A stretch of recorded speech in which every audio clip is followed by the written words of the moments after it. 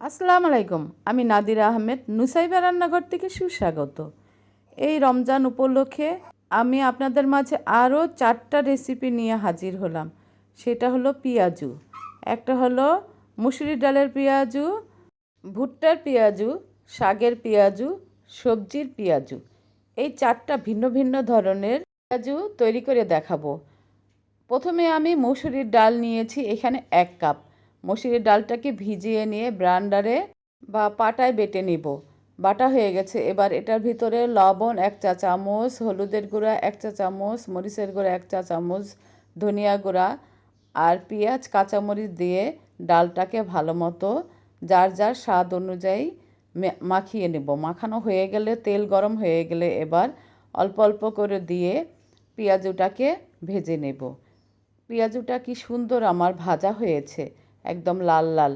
এখন পেঁয়াজুটাকে উঠিয়ে পরিবেশন করব। আপনারা ইচ্ছে করলে এই পেঁয়াজু মুড়ি দিয়ে মাখিয়েও খেতে পারেন, আবার শুধু সস দিয়েও খেতে পারবেন। এভাবে করে আমরা মসুরি ডালের পেঁয়াজু বানিয়ে খাবো। আমরা তো সবাই খেসারির ডালের পেঁয়াজু খাই, মসুরি ডালের পেঁয়াজুও অনেক মজা। এরপর আমরা ভুট্টার পেঁয়াজু বানাবো। ভুট্টাটাকে আমরা ছাড়িয়ে নেব। ছাড়ানো হয়ে গেলে ভুট্টাটাকে ভিজিয়ে রাখবো প্রায় 1 দিনের মতো। ভুট্টাটাকে একটু বেশি দিন ভিজিয়ে নিতে হয়, না হয় কিন্তু ভুট্টাটা বাটা যায় না বা ব্লেন্ডার করা যায় না।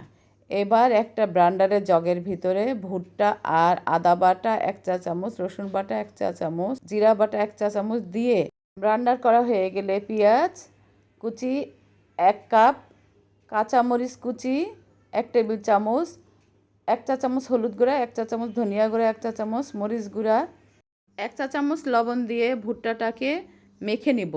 ভুট্টাটাকে ভালো মতো মেখে নেব যেন পেঁয়াজ কাঁচামরিচ সবগুলো একসাথে মিশে যায়। আগেই কড়াইতে তেল গরম করে রেখেছিলাম, সেটার ভিতরে একটা একটা করে ভুট্টার পেঁয়াজু ছেড়ে দেব। এক পিঠ হয়ে গেলে আরেক পিঠ ভেজে নেব। এভাবে এটাকে লাল লাল করে ভুট্টার পেঁয়াজুটাকে ভেজে নেব। এই দেখুন আমার ভুট্টার পেঁয়াজুটা কি সুন্দর লাল লাল করে ভাজা হয়ে গেছে। এবার উঠিয়ে নিয়ে সাজিয়ে পরিবেশন করব। এই ভুট্টার পেঁয়াজু খেতে অনেক সুস্বাদু, তাই আপনারা ভুট্টার পেঁয়াজু বানিয়ে খাবেন। এবার আমি সবজির পেঁয়াজু বানিয়ে নেব। সবজির পেঁয়াজুগুলো খেতে অনেক সুস্বাদু লাগে। এবার আমার সবজির পেঁয়াজু বানানোর জন্য যা যা লাগবে, আমি বরবটি 1/2 কাপ, চিচিঙ্গা 1/2 কাপ, চাল কুমড়া 1/2 কাপ, ঢেঁড়স 1/2 কাপ, পটল 1/2 কাপ, পেঁয়াজ কুচি 1 কাপ, কাঁচামরিচ 1 টেবিল চামচ।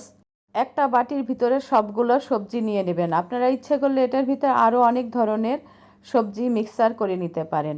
আমার ঘরে যা সবজি ছিল আমি তাই নিয়ে নিয়েছি।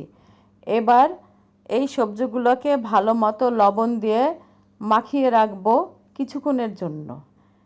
লবণ দিয়ে মাখানোর পরে ধনিয়া গুঁড়া 1 চা চামচ, হলুদ গুঁড়া 1 চা চামচ, মরিচ গুঁড়া 1 চা চামচ দিয়ে সবজিটাকে হাত দিয়ে ভালো মতো মাখিয়ে এক সাইডে রেখে দিব। এবার একটা বেসন তৈরি করব।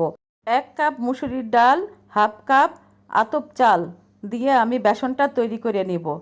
এই দেখুন আমার বেসনটা কি সুন্দর হয়ে গেছে। আপনারা ঘরে বেসন তৈরি করে রেখে দিবেন, তাহলে সবসময় সব কিছু তৈরি করে খাওয়া যাবে। এবার আমি সবজির ভিতরে বেসন দিয়ে মাখিয়ে একটা একটা করে তেলে ছাড়তে থাকবো। সবগুলো সবজির পেঁয়াজু একটা একটা করে দিয়ে ভেজে নিব। এই দেখুন আমার সবজির পেঁয়াজুটা কি সুন্দর লাল লাল হয়েছে। এবার উঠিয়ে নিব। উঠিয়ে এটাকে সাজিয়ে পরিবেশন করব। আমার সবজির পেঁয়াজুগুলো অনেক সুন্দর হয়েছে। এভাবে করে আপনারাও সবজির পেঁয়াজু এই রমজানে তৈরি করে খাবেন। এরপর আমরা চলে যাব শাকের পেঁয়াজু করতে। আমরা কয়েক ধরনের শাক একটু হালকা ভাপ দিয়ে নিব। তার ভিতরে পেঁয়াজ, লবণ 1 চা চামচ, হলুদের গুঁড়া 1 চা চামচ, ধনিয়া গুঁড়া 1 চা চামচ, মরিচ গুঁড়া 1 চা চামচ দিয়ে ভালো মতো হাত দিয়ে মাখিয়ে নিব। মাখানো হয়ে গেলে তার ভিতরে আমি যেই বেসন তৈরি করে রেখেছিলাম সেই বেসন 1/2 কাপ দিয়ে দিব। এবার গোল গোল করে তেল গরম করে তার ভিতরে ছেড়ে দিব। শাকের পেঁয়াজুগুলো ভালো মতো নেড়ে চেড়ে ভেজে নিব। এই দেখুন আমার শাকের পেঁয়াজুগুলো খুব সুন্দর হয়েছে। এভাবে করে আমরা ঘরে থাকা উপকরণ দিয়ে অনেক ধরনের পেঁয়াজু তৈরি করে খেতে পারি। আমার এই পেঁয়াজুগুলো যদি আপনাদের ভালো লেগে থাকে তাহলে আমাকে লাইক, কমেন্ট, শেয়ার, সাবস্ক্রাইব করবেন, ফেসবুকে ফলো দিবেন আর সুন্দর সুন্দর কমেন্ট করে জানাবেন কেমন হলো। আমরা বাজারের ইফতার কিনে খাই, তাই আমরা কেউ বাজারের ইফতার এখন থেকে আর কিনে খাবো না, বাসায় স্বাস্থ্যসম্মতভাবে বানিয়ে খাবো। বাসায় সব ধরনের সবজি থাকে।